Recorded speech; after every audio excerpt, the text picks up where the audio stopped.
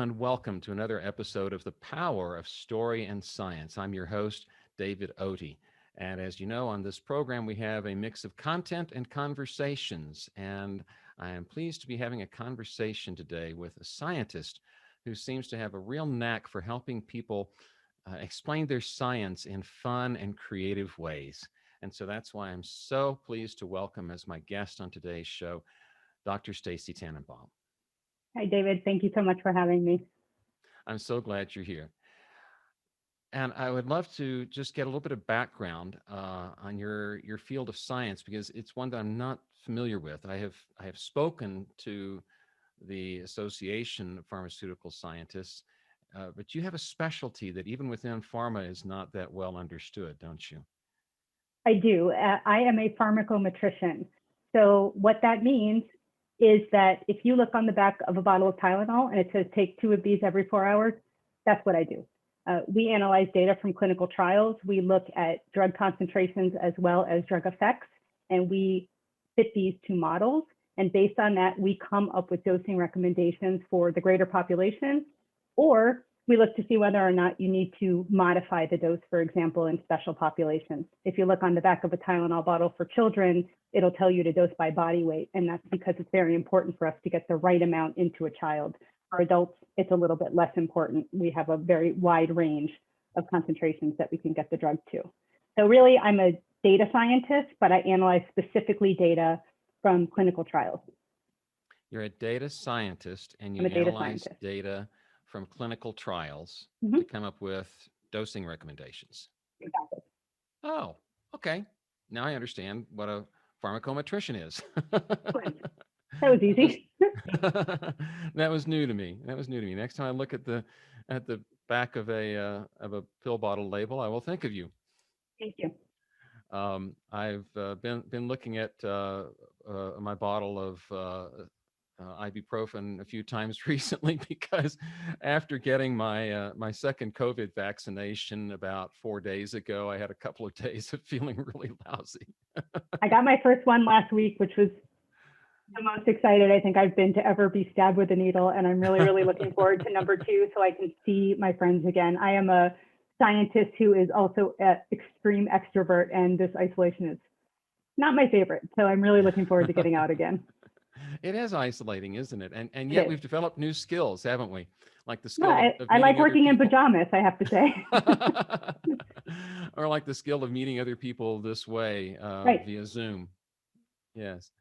A scientist who's an extrovert. I'd like to drill down a little bit on that. You know, there is this stereotype, obviously, that science is a solitary pursuit and tends to draw people who have an analytical mindset more so than maybe a social dynamic mindset. I'm not sure what you'd call that exactly, but there's a tendency to assume that introverts are overrepresented in scientific fields. Do you perceive that? I think you have more diversity than apparent. I think when I'm doing my work, I appear introverted. You give me data, I'm sitting at the computer, I'm analyzing data, I'm thinking I can spend 7-8 hours a day looking at data, making graphs, writing scripts. But when it comes to interpretation of my results, when it comes to figuring out what are the problems I need to solve, you need to do that in a team environment. So plus solving problems, sometimes you run into models you can't solve, and you need people. You need to be able to bounce that off of other people. And drug development in particular is a team sport. It is not something that you do on your own. So I think that you have people who are introverted in their past, but I think you actually have probably more extroverts than you think. It's just because you see us at work doing our tasks. We tend to be more focused maybe on solving problems and analyze, particularly for data scientists, analyzing data and sort of sitting at our computers.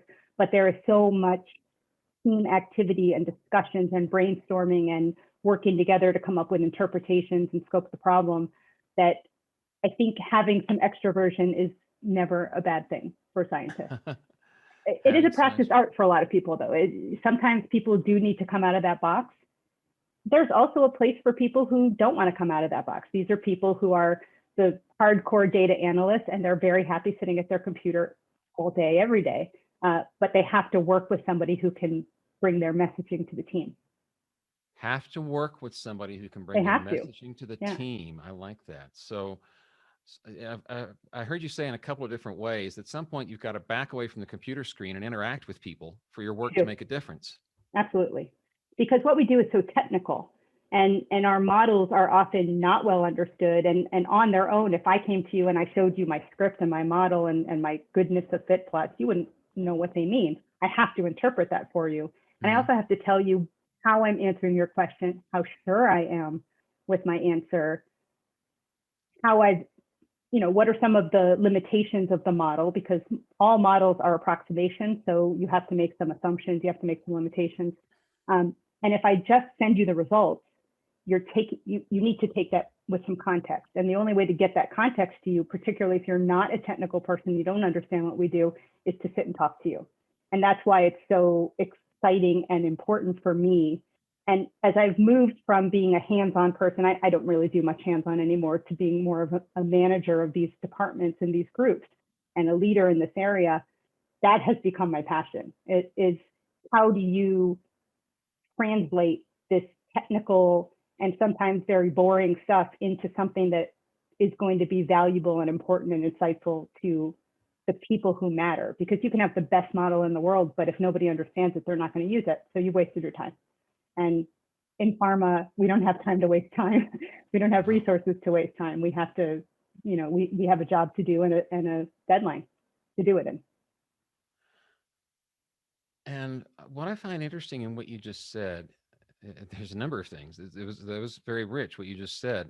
But one of the things I heard you saying is that as you moved from being primarily a data analyst to being primarily a manager, those communication skills became even more important. Absolutely. Because I also have to advocate for those who have that difficulty. I have to train my team. Before my team will go and present something to the stakeholders, we sit down and we go through the presentation, and I get out, this is not a red pen, but I get out the red pen and I start flashing stuff. Like, you don't need to show them this equation. You don't need to show them this plot. It's not meaningful to them. You need to get to the brass tacks and tell them, my model says that your PK is, that your clearance, which is a parameter in pharmacokinetics, how quickly you efficiently get rid of the drug, is 5 plus or minus X. And as a result, you should dose your drug twice a day. So there are, what does this mean? What's in it for you? You don't care about the modeling I do. I care about the modeling I do. You care about the result. I'm just, I'm somebody who answers a question, and I use a particular technique to answer that question. Could be gut feeling, could just be making a plot, could be doing modeling, but how that result gets interpreted and how it gets used, it's really up to my team, not so much me anymore, but my team, to make sure that their team, the clinical team, the people who develop the drug, understand the results and can interpret that into their own meaning to be able to make a decision. So I think it's really about decision making. What we do impacts decision making. And if we can't help people understand the results, they can't make the decision based on our outcomes. If you can't help people understand the results, they can't make a good decision. They'll make a decision the old-fashioned way. This is the way we've always done it, or this is my gut feeling, or I've seen a drug like this before, I'm going to do X. And they'll just discount what you do, and you're losing credibility for next time too. Credibility is really important, particularly for scientists.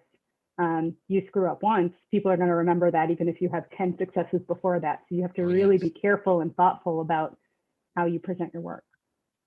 And one of the things that I hear scientists say quite often is that they have to be able to tell people what are the limitations of their information. Scientists don't like putting information out there as absolutes. As you said, you know that your models have limitations. So there's limitations in the conclusions you can draw from your data. Does that make it easier to communicate with other scientists who share that expectation, that same expectation, compared with, say, communicating to an audience of lay people?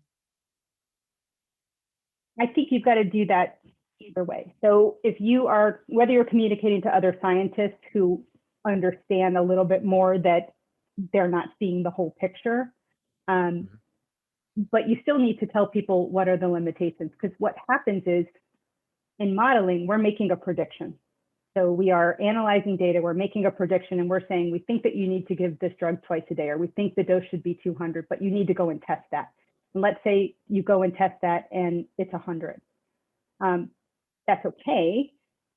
If you've given them, it's probably between 100 and 300, but if you go to them and say, it's 200, then what happens is when it's not 200, it comes back to limit your credibility. So you have to really give your level of uncertainty. You have to give some limits around your predictions. And sometimes you can be very, very, very sure because you have a lot of data, you have a lot of information to support that. But sometimes really early on, before you've given the drug to humans, for example, you have animal data that you've scaled from, you're going to be a lot less certain. So there's levels of uncertainty, and you need to be clear about that when you're giving these results, of sort of the parameters around the numbers that you're giving. And that's very important. I don't think it matters whether it's for lay people or not. I think for lay people, you don't want to go into maybe that level of detail as you do with other scientists, but you still need to, actually, maybe it's more important with lay people because they are probably more likely to be skeptical about the hocus pocus. People think that we put numbers in the machine and we, punch a button, go off and have coffee for 6 hours and come back and an equation pops out. But it's obviously there's a lot more to it than that. And I think other scientists recognize that when they're seeing an end result, there's been a lot of work previous to that. Whereas I think on the other hand, lay people may not recognize the efforts that it takes to get to that result quite as much as maybe another scientist would. That makes sense. Yeah, that does make sense because, and also lay people may not always understand the inherent limitations implied by saying, here's a range of values this could take on.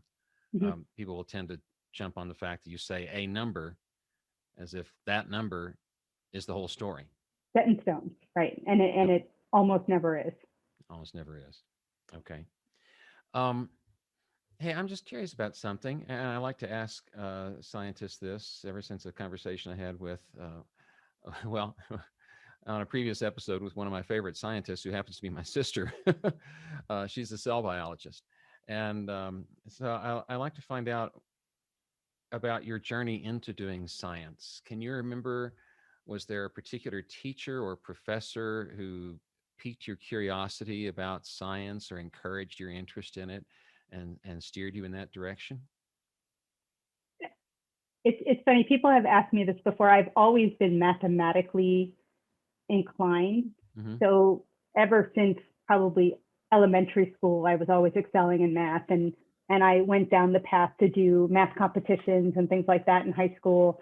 And then I got into the computer stuff. So I knew I was going to do something mathematic and computer oriented when I went to college, but I wasn't really sure what.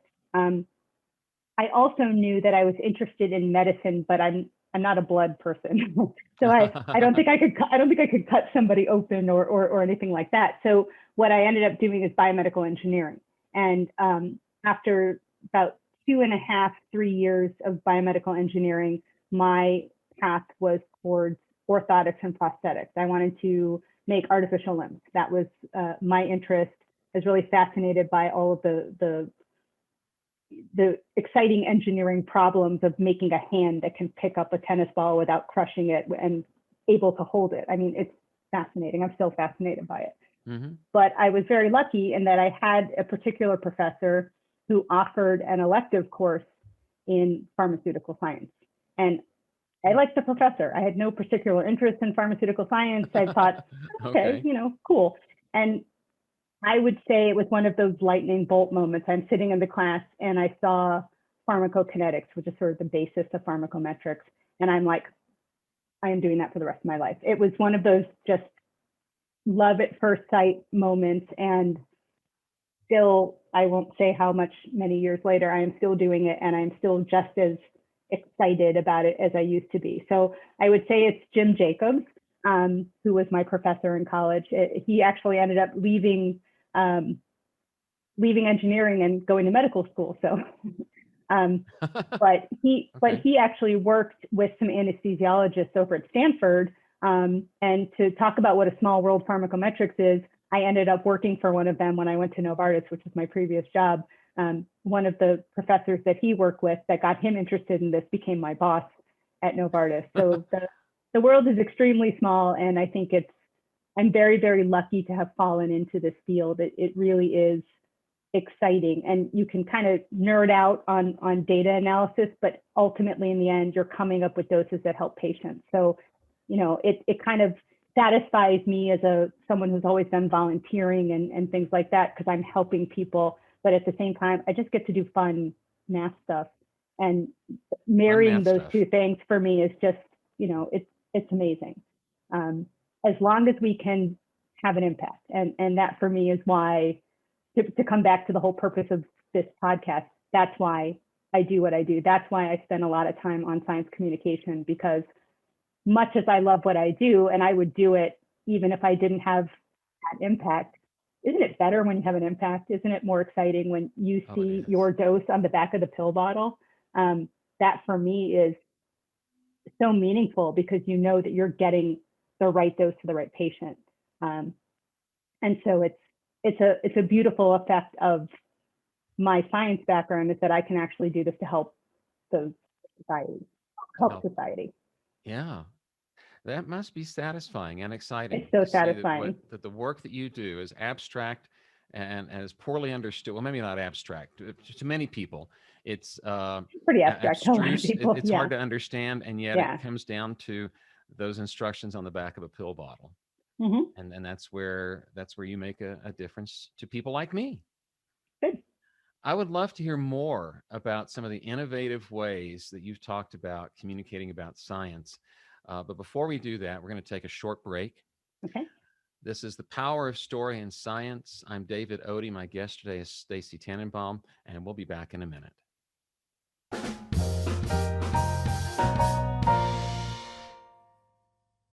You are a knowledgeable expert, and you want your expertise to make a difference to your audience, but you can't see them and gauge their reactions. Therefore, you need new tools for engaging that unseen audience. Hi, I'm David Odie, offering you a way to pick up those tools.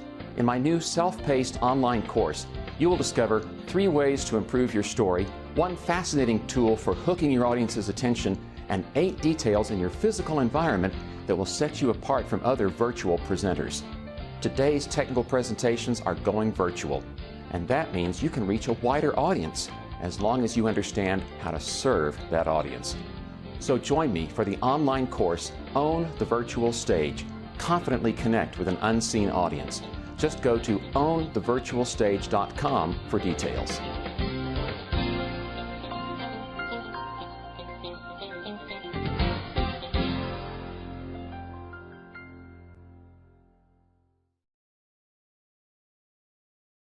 Welcome back to The Power of Story and Science. I'm your host, David Odie, and with me today is Dr. Stacey Tannenbaum, a pharmacometrician. Did I say that right? Perfect. And you were just telling me the excitement that you feel in seeing how the work that you do has such an effect. People can pick up a pill bottle and read the dosage, and they never know the science and the data analysis that goes into determining that dosage. They just have confidence that will work for them. And, as you were telling me earlier about your journey into the science that you're doing, one of the things that came back to me is you're not doing that so much now, the actual data analysis. Mm-hmm. You're in a managerial role. Right. Okay. So what obstacles did you find that you had to overcome to make that transition? I already had done quite a lot of external leadership through organizations. So from a leadership perspective, I felt okay. And from a management perspective, I've been in Toastmasters since 2003, so that's 17 years. Great. Let's hear a plug for Toastmasters. If you get anything out of this episode and this podcast, please go to Toastmasters. It's the best decision I ever made. But I think in Toastmasters, you learn a lot of professional development skills. You learn how to write an agenda, you learn time management, and in particular for a manager, you learn how to give feedback. And I think that's really important when you're working with people who are both junior and senior, actually, for everybody. Everybody needs feedback. Everybody needs a check-in once in a while. They need quality control. They need feedback on what they're doing, good or bad. And I think that the only way we're going to get better is to get feedback when we're not doing that. If you never say anything, no one will know. And I've become a lot more self-aware of what my limitations are, as well as my strengths through my leadership with professional societies, as well as through Toastmasters. So those are two things that have been helpful for me. I do miss the hands-on work sometimes, but at the same time, at least in pharmacometrics, things are moving very fast. There's new methodologies all the time. There's new software. And I'm okay that I'm not necessarily on top of all of that. What I need to be able to do is know that they're out there. And so as people come to me in my group who are doing the hands-on work, I have to know what resources to send them to. I need to know what organizations, what training courses, what materials are out there to help them. So my job is much more kind of high level than it used to be when I was in the weeds, but I can still read their modeling reports. I can still read their scripts and give feedback for that. So I'm still scratching that technical itch. But what I'm doing now is, I think, kind of what I was born for. I did all the sexy, technical, cool modeling, in early in my career. And now I want to facilitate that for other people and facilitate the utility of that for other people. So I'm okay not doing it myself anymore, as long as I still keep sharp in terms of, I read journals and I keep up with, the mailing lists and things like that. But it hasn't been as difficult a transition as I had thought.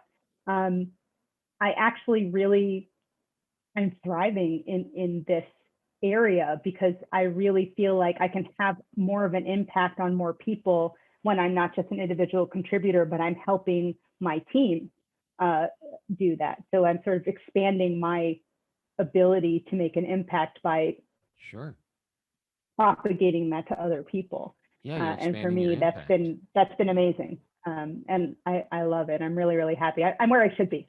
I feel like that. Oh, that's terrific. That's terrific. Was there, as you look back on the transition that you've made, is there some training or mentoring in those managerial skills that you wish you had sooner? So one of the great things that my company did is they set me up with an executive coach, and the executive coach made me do quite a lot of introspection. And I think there was some pieces of that were a little bit surprising. And one of them is, and those who know me will not be surprised, is I have a very deep need to be loved. I need to be liked. I need everybody to like me. And as a manager, you're sometimes not going to be liked. That's you're right. Sometimes, so they've helped me to understand that respect and, being authentic and being respected is more important than being liked. I mean, I hope I'm liked. I think I'm liked. But at the same time, I've learned to let some of that go. And I think maybe if I'd gotten this earlier, it would have been a lot easier sometimes to move down this path, because I wouldn't have been always trying so hard to please everybody. And I think when you're in a field like ours, we're not service providers, but we're kind of in that service providery type of role. So I think that we're taught that we need to be people pleasers. So if somebody comes to us and say, I want you to do this analysis, you go, okay, I'll do it. Even if you don't think it's necessary, even if you don't think it's going to add value, you feel like you have to do it. And so I think being able to speak up and to advocate for your own self, as well as to be a strategic partner as opposed to just an analyst. And I think for a lot of people, you're taught in graduate school how to be an analyst, but not necessarily how to be a strategic partner, and how to say no, and how to work with your teams to really make sure that what you're doing is adding the most value and that you're not wasting your time or anybody else's. And I think those are things I've learned only as I've moved further in my career. So I think I spent a lot of time doing work that, even though it maybe taught me a new skill, didn't necessarily add value to making a decision because somebody asked me to do it or told me to do it. So I think self-advocating and also being strategic and understanding why you're doing something, and also letting go of perfection. For us, we are modeling data. So, when I talk about modeling data, for those who aren't modelers, just think of a straight line going through a bunch of points. And sometimes if it's not perfect, you just want to tweak it a little bit. You want to spend like another 5 days, but if it's due now, you don't have time for that. So letting go of the less important components, letting go of perfection, I think is also something that would have served me well, back in the day. And one of my jobs now is telling people when to stop, especially the junior people, because they want perfection, and we're never going to get there, and we're never going to have time to get there. So that's something that I have really tried to work on in myself, and saying, this is good enough. So when is good enough good enough? You get that with time and experience. And I think, you just have to learn to do that. So those are some things I wish I had learned earlier, but I'm glad I know now, and I'm glad I can impart to other people. Well, I'm glad you're able to impart those to other people too, perhaps through this avenue as well as others. And in speaking of other avenues for imparting wisdom about these skills besides doing the analytics, the things, the investigations that you learned to do in graduate school, you were telling me about a program you did that involves some innovative ways of communicating about science. Can you tell me more about that? These are some of my proudest, this is one of my proudest moments. So there's 2 sessions I want to tell you about. And one, this is at the American Conference on Pharmacometrics. And this is not my idea. I can't claim this idea. It actually came from, I think it was a Chicago-based particle physics competition called the Windy City Physics Slam, where particle physicists collide, which I thought was hilarious. And their goal is to explain a very technical and difficult to understand concept in particle physics in 10 minutes or less in a creative way. So that could be, you can do a rap, you can do a puppet show, you can do interpretive dance, you can do karaoke, whatever you want. And so my colleague, Peter Bonet, who has written books on communication. In fact, he wrote a book called How to Be a Model Communicator, and it's fantastic. Required reading for all pharmacometrics, and pretty much any scientist, go get it. But he wanted to do this, but he wanted to compete. So he asked me if I would chair it. And it's so excited that I did. People really brought their A game. We had somebody who wrote a graphic novel, who read through this amazing graphic novel. It was fantastic. We had somebody who did an interpretive dance on model algorithms that are very difficult to understand. It's really technical. But that interpretive dance, not only was it hilarious and very funny and well done, but it explains the algorithm perfectly. Explained it. It was great.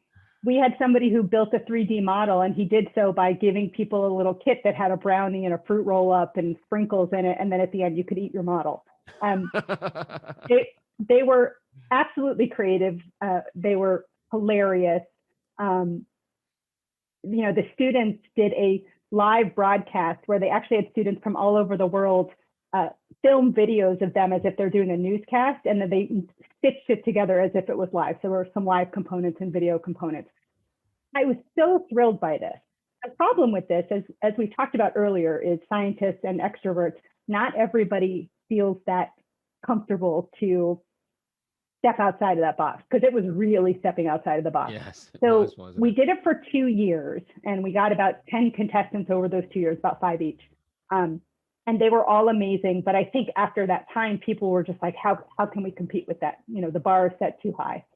So the 3rd year, we changed it and we made it into a game show. And so we had teams, and each team played Taboo.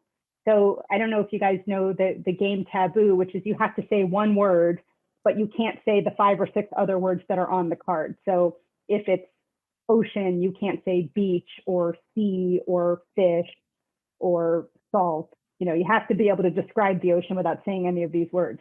But we did it with pharmacometrics terms. So we had and we were crazy. It took a very long time to put this together, but we had teams do this. So the team was standing behind the screen. One person was up there talking to one other person, trying to describe pharmacometrics terms without using any of the words. And we made it really hard. But the purpose of this was, it was fun, obviously, but you have to think on your feet. I was saying to David when we first started that this is like giving a presentation, but all Q&A. But you have to think on your feet, and you have to think under pressure. And when we're standing in front of the FDA and the FDA is asking us a question, you got to get your thoughts together. You got to calm down. You got to take a deep breath, and you got to go. And you only have a certain amount of time. Not that the FDA has a stopwatch with a buzzer on it, but at the same time, we need to learn how to think on our feet and be quick about it. So that was really, really fun. And, you know, all the teams brought their A games. The winners were the wicked lobstermetricians. They're all from Boston, and they all wore lobster hats and little claws. So people really had a great time. And I was just so thrilled that it was so well received. I got so many kudos. But look, this was all fun. But 1 year after the first innovation and communication session, I was at another conference, and a woman walked up to me and said, I just want you to know that I changed the way that I present because of the innovation and communication session. And I was like, my work here is done. She said, I went and presented to senior leadership, and instead of making it technical, I put in a little bit of humor, like, you know, appropriate humor. She said, I used analogies. And the CEO of the company said, this was so good. I finally understand this. Can you go and present this to my colleagues? I mean, how much more do you want to hear than that? I mean, that to me is the whole purpose of this. It was entertainment, of course. And for people in the audience, it was fun. But if it changed the way one person presented, that they thought about being creative instead of just kind of doing a dry technical presentation, for me, that is such a win. And it was a win, not only because that person did something different, but also because that person who was in the audience said, I finally understand this. Yes. Oh, yeah. I there were things that I understood that, you know, I should, as a senior pharmacometrician, understand, but the way that it was presented, suddenly you just go,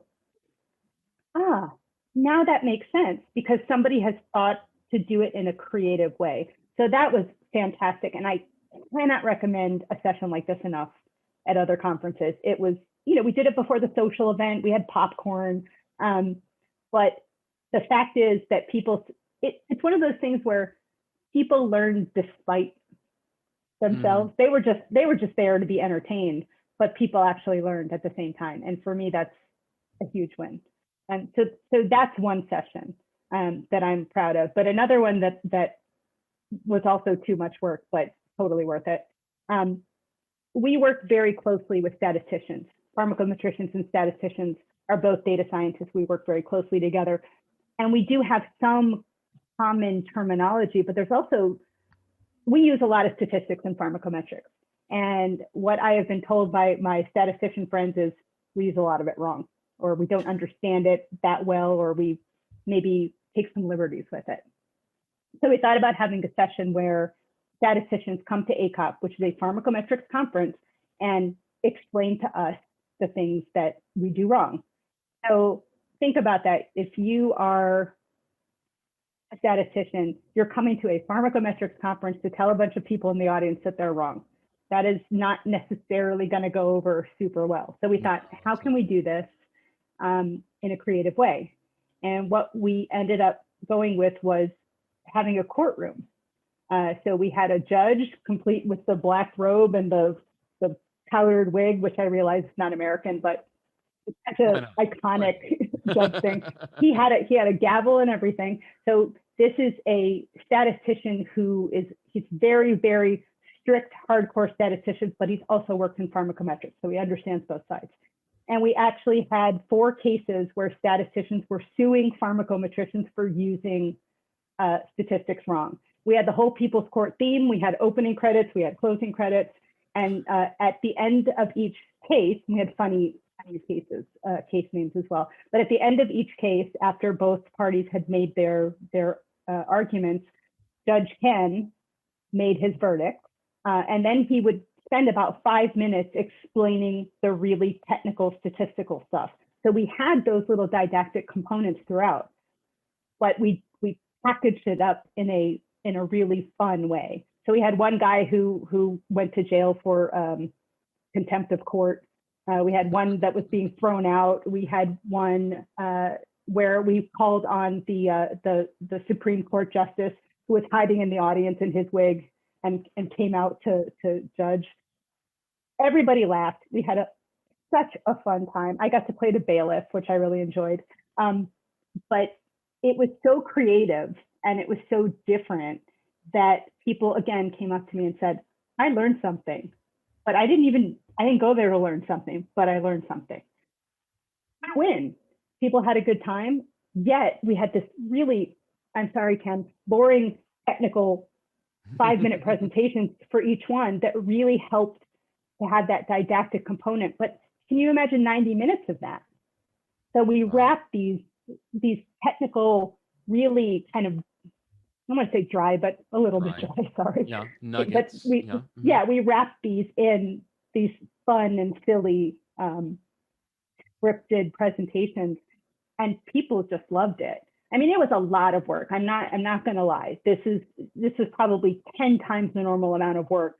I mean, we even had a jury. We gave summons to people as they walked in the room. We just chose our jurors and we made them sit up in the front, and they did have to vote for at least one of the cases.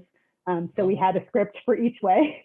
All right, way too much work. I'm a little bit crazy, as you can probably tell, but honestly, it was probably one of the most fun things I've ever done, and so motivating when it worked. People were so forgiving. We had a couple of flips. Everybody was like, yeah, whatever. People are a lot more forgiving when you're trying to have fun with something, when you're trying to experiment. If you just go in and you have this, the 3 recorded presentations, if there's a slip, if there's an audio visual issue, if something screws up, people are annoyed. For something like this, where you're being creative and you go in there and you're like, this could be a complete failure, everyone, let's just try it. People are a lot more forgiving and patient and kind of willing to put up with a little bit of silliness. I think people really appreciate it. You don't remember the dry technical presentations. You remember those. That's right. And being remembered is what it's all about. If people don't remember your message afterward, what good did it do? Exactly. So those are 2 of my sort of prouder moments. And, the innovation of communication, that took a lot of work. The People's Court was crazy amount of work, but honestly, I wouldn't do it any other way. I was so happy about it. It was really fun. We actually have recordings of that I'm happy to share with your audience if people want to watch it. Oh, okay. Yeah, I can send you the links. All right, that would be great. We can embed those links in the program information. I tell you what, I need to go ahead and draw this toward a close. Okay. So I'm going to call upon your best Toastmaster table topic skills, and remember that's a 2-minute time limit, right?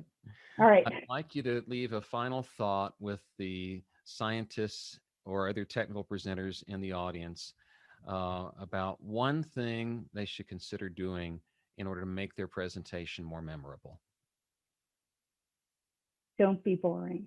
And I know that that's a big thing to say, but it is okay, audience pending. If you're going to go to the CEO, don't wear a clown suit, but audience pending, it's okay to use humor.